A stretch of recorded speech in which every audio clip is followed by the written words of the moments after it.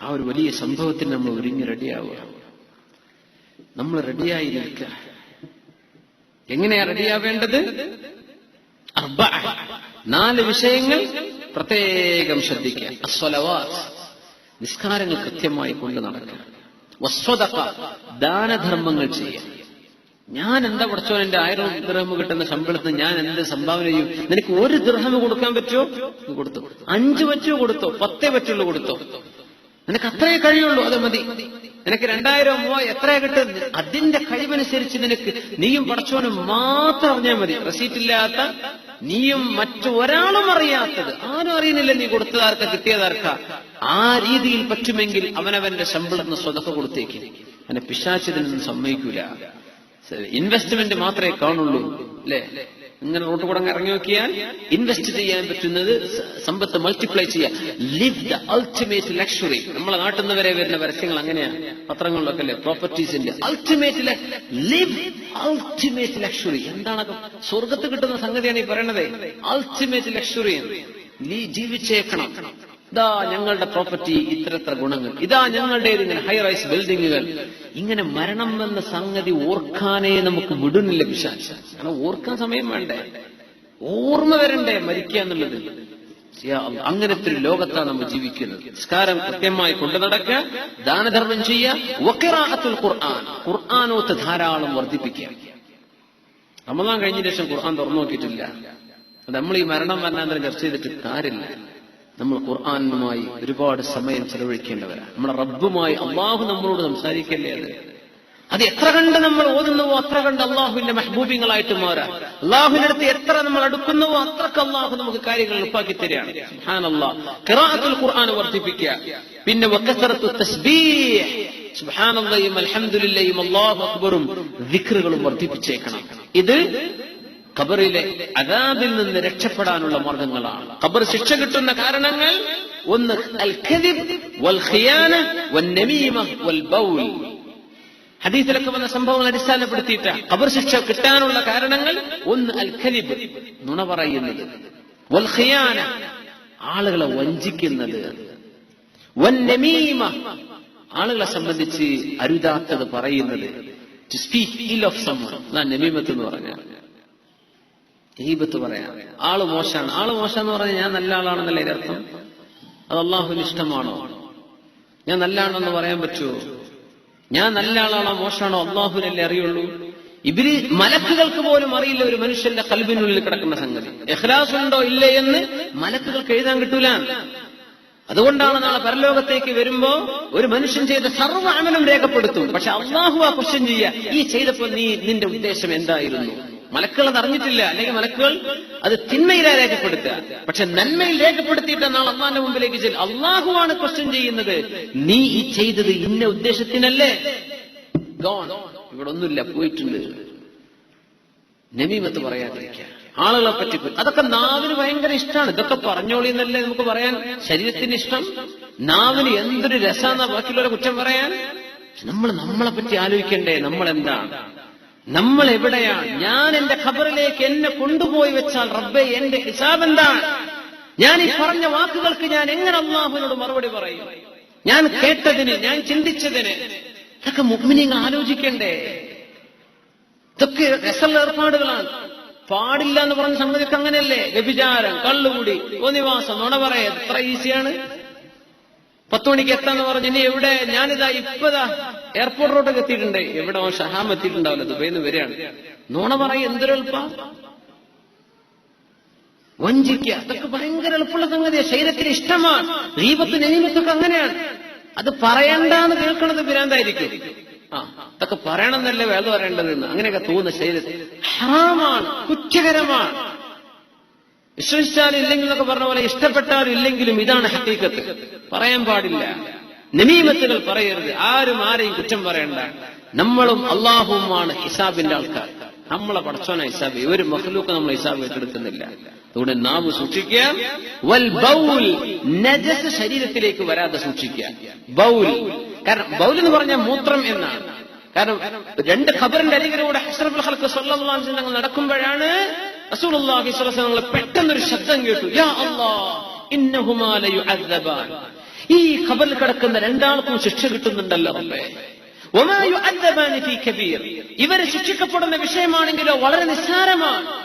റസൂലുള്ളാഹി സ്വല്ലല്ലാഹു അലൈഹി വസല്ലം പറഞ്ഞു, നിങ്ങൾ ആരെങ്കിലും ഒരു പച്ചപ്പുള്ള ഒരു ചെടിയുടെ ഒരു കൊമ്പ് കൊണ്ടുവരൂ, ഒരു ചെടി കഷ്ണം കൊണ്ടുവരൂ എന്ന് പറഞ്ഞു റസൂലുള്ളാഹി സ്വല്ലല്ലാഹു അലൈഹി വസല്ലം. അങ്ങനെ ഈത്തപ്പനയുടെ 2 ഓലകൾ കൊണ്ടുവന്നു. അത് രണ്ടുപേരുടെയും ഖബറിന്റെ തലപ്പത്ത് കുത്തിക്കൊടുത്തു റസൂലുള്ളാഹി സ്വല്ലല്ലാഹു അലൈഹി വസല്ലം. ഈ ചെറിയ ചെടി മാലം യൈബസ, ഇത് ഉണങ്ങാത്ത കാലത്തോളം ഇതിൽ കിടക്കുന്ന ആൾക്ക് പാപമോചനം ചോദിക്കുമെന്ന് റസൂലുള്ളാഹി സ്വല്ലല്ലാഹു അലൈഹി വസല്ലം. അതുകൊണ്ടാണ് നമ്മൾ മരിച്ചു കഴിഞ്ഞാൽ ഖബറിന്റെ തലക്ക് ഒരു കമ്പ് കുത്തുന്നത്. ഈ ഹദീസിൽ നിന്നാണ്. തങ്ങൾ പറഞ്ഞു ഇവരെ ശിക്ഷിക്കപ്പെടുന്നുണ്ട്. അത് കാണാൻ കഴിയുന്ന കണ്ണഷ്റഫുൽ ഖൽഖ് തങ്ങൾക്ക് അല്ലാഹു അപ്പൊ കൊടുത്തതാണ്. തങ്ങൾ അറിഞ്ഞു ഇവർക്ക് കിട്ടുന്ന ശിക്ഷയാണെങ്കിലോ നിങ്ങളൊന്നും മൈൻഡ് ചെയ്യാത്ത വിഷയമാണ്. അതൊരു വലിയ വിഷയമൊന്നും അല്ല നിങ്ങളുടെ കണക്കിൽ. പക്ഷേ അല്ലാഹുവിന്റെ അടുത്ത് വലുതാണ്. എന്താണ്? അമ്മാ അഹദുഹുമാ ഫകാന ലാ യസ്തബ്രിഉ മിനൽ ബൗൽ. മൂത്രമൊഴിക്കാൻ ടോയ്ലറ്റിലേക്ക് പോകുന്നത് കാണാം, ഇങ്ങോട്ട് വരുന്നതും കാണാം. കുഴപ്പമുണ്ടായിട്ടില്ല. മൂത്രമൊഴിച്ച് തീരുന്നതിന്റെ മുമ്പേ അവൻ എല്ലാം ക്ലോസ് ചെയ്തിട്ട് പോരുന്നു. അവന്റെ വസ്ത്രത്തിൽ മൂത്രം ഉറ്റിയിട്ടുണ്ട്. അവന്റെ ദേഹത്തിന് നജസുണ്ട്. ഇത് വസ്വാസം ഉണ്ടാകാൻ വേണ്ടിയല്ല, വേറെ ഇരുന്നിരുന്ന് വസ്വാസം ഉണ്ടാകും, അതിനല്ല.